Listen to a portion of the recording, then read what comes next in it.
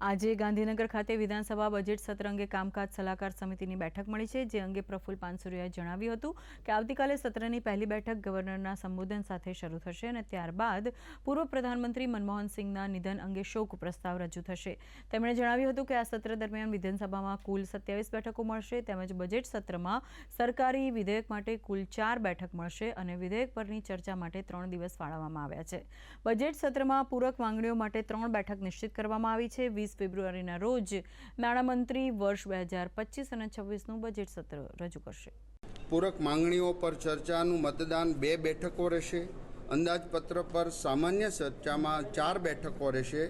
માંગણીઓ પરની ચર્ચા અને મતદાનમાં 12 બેઠક મળીને કુલ 27 બેઠકો પૂર્ણ બજેટ સત્રની અંદર થશે, જેમાં 26મીએ રજા રાખવાની નિર્ણય લીધો છે, જેને કારણે 27મીએ 2 બેઠક હતી, 1 બેઠક થશે।